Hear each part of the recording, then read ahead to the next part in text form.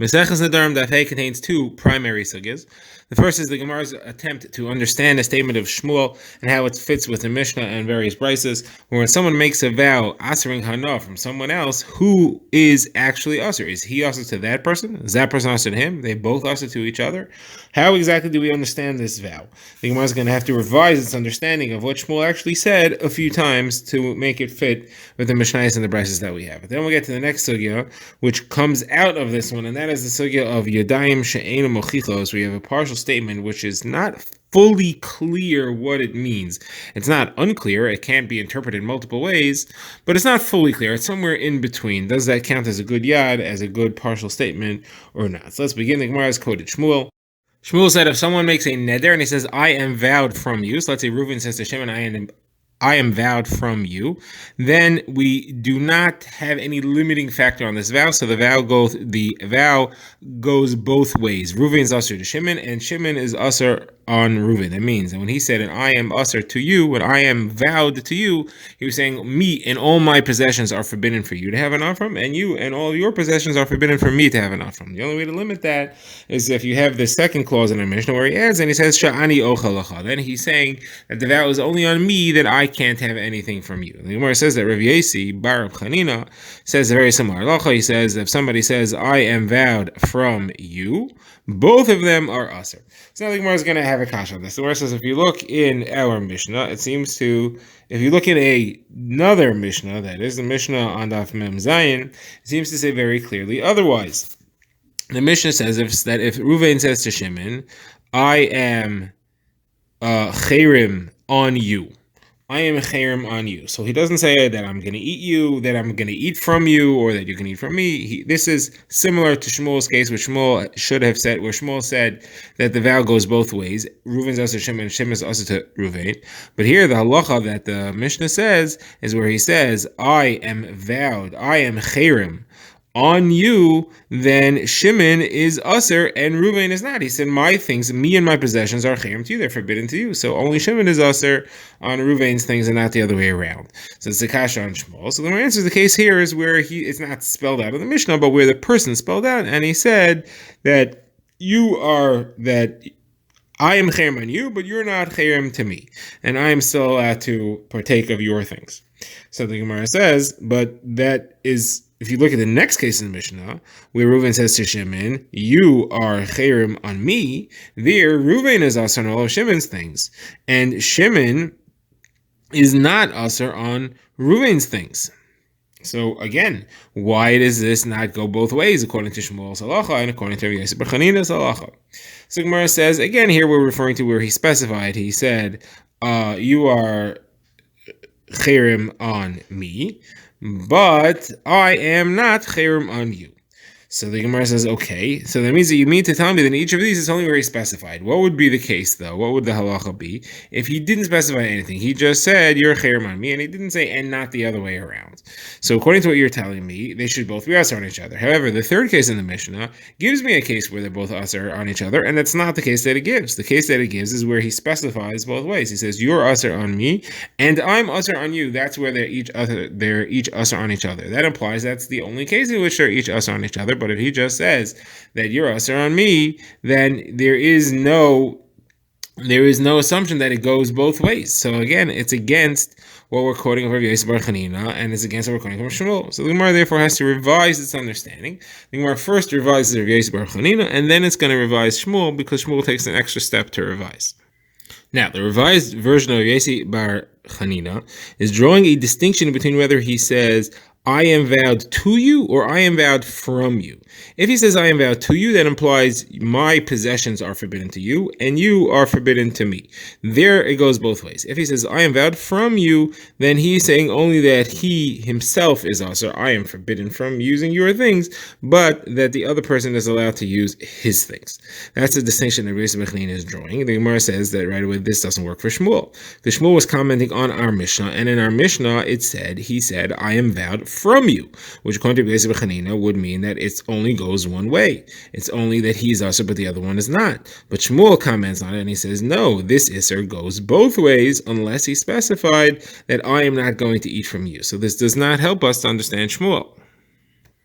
So the Gemara revises its understanding of Shmuel. According to this version, Shmuel is not drawing a distinction between who is usher on who, the vower or the vowee. Shmuel is talking about what is usher. Is there an isser achila, forbidden to eat from that person's food, or is there a general isser hana on all of that person's things? And Shmuel says as follows: if he said, "I'm not going to eat from you or taste from you," so then the isser is limited to eating, it does not apply to hana. If he just says generally, "Mudrani mimcha," I am vowed from you, then there's an isser hana.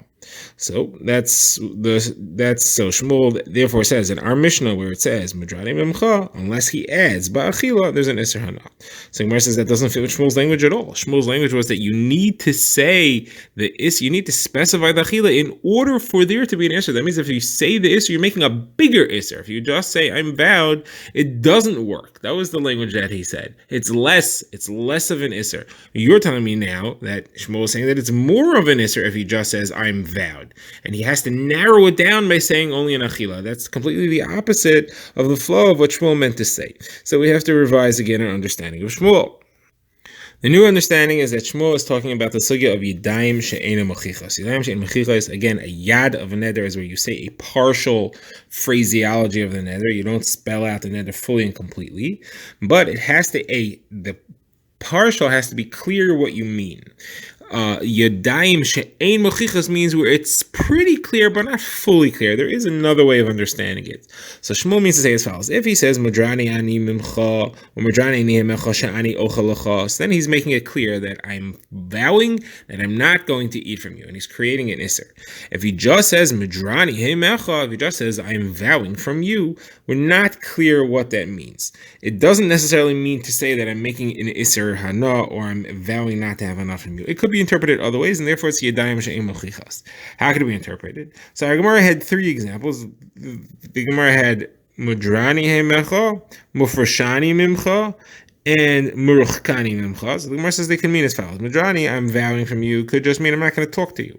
Mufrashani mimcha, I'm separated from you. That can mean I'm not going to do business with you. Muruchkani mimcha, I'm distanced from you. That can mean I'm not going to stand in your four amas. We don't see that there's an isser hana from the other person's property here. So therefore, it's yadayim she'ein mochichas. And what Shmuel's doing, the Gemara explains, is he's taking sides in the machlokas yadayim she'ein mochichas. That is a machlokas between Rabbi Yehuda and the Chachamim in the sugya of a get, how a get is written. Shmuel is saying that our Mishnah is going with the opinion yadayim she'ein mochichas are not valid yadayim. They have to be mochichos. They have to be fully clear. So now the Gemara quotes the machlokas between Rabbi Yehuda and the Chachamim more fully about the language of the get. Now, Machlokas comes from a Mishnah in Maseches Gittin Daf Pei Hey, which defines what is the essential line, what is the essential sentence in the get that makes it a bill of divorce, the document of divorce. So, according to Chachamim, it's where it says, "Harei ad mataras l'chol adam." You are free to all men. The man is writing to his wife. You're free to go to all men. That is clearly the divorce. According to Rabbi Yehuda, no. It has to be an I am writing to you a sefer of a book of divorce, a book of separation, a book of abandonment, a book of sending you away. So it's got to be me to you. You have to specify me to you. If you don't specify me to you, it's not fully clear. You're saying you're free to all people. I don't know. That could be interpreted in other ways. So therefore, the phrase me, the phrase you are free to all men, that's a yad she'ein mechiach. The Chachamim say that's fine. They hold yadayim she'ein mechichas are yadayim. Rabbi Yehuda says that's no good, and he holds yadayim she'ein mechichas are not yadayim, and he is the author of our Mishnah, and that's why the Mishnah Shmuel wants to say it puts together the phrase moruchani mimcha with shani ochel, saying you have to say both of them together, because otherwise it's yadayim she'ein mechiach. So Gemara says this is very strange. Why would Shmuel want to twist the Mishnah in a funny way, different than the simple pshat, in order to make it have to fit with Rabbi Yehuda? What's the point of that? Just say this, understand the Mishnah normally. You have Madrani Mimcha is one phrase. That's Yadayim she'ein mochichas, and it's fine. And you have Shani ochel lecha, that's another phrase. Maybe it's also Ein mochichas, but that's also fine. And we're in the opinion of the Chachamim, the Yadayim she'ein mochichas is okay. Why do we have to put the two phrases together and say that if it would just be Madrani Mimcha, it's no good because Ein mochiach, and say that we're in Rabbi Yehuda's opinion that holds that Yadayim she'ein mochichas is no good? So Gemara answers because there's something else in the phraseology of the Mishnah which indicates that this Tana holds Yadayim she'ein mochichas are not Yadayim. in the phrase where it says, where I am not going to eat from you, it says, Sha'ani toyim or Sha'ani oichel l'cha. I'm not going to eat from you. Why do I have to say from you? Why do I say I'm not going to eat? It's pretty clear I mean from you. I mean, we're the two people. I'm talking to you. What else are we referring to over here? Obviously, this Tana is holding that if you wouldn't say l'cha, it would be yadayim she'ein mechiach. So the Tana is holding yadayim she'ein mechichas are not yadayim, and therefore we have to explain why when it says mudranim imcha, why is that not called yadayim she'ein mechichas? Why is that called yadayim she'ein mochichos? Because he didn't say she'ani ochel l'cha, and therefore Shmuel has to say that the two cases, in order for it to work, have to go together. You have to say both of them in order for it to be mochichos.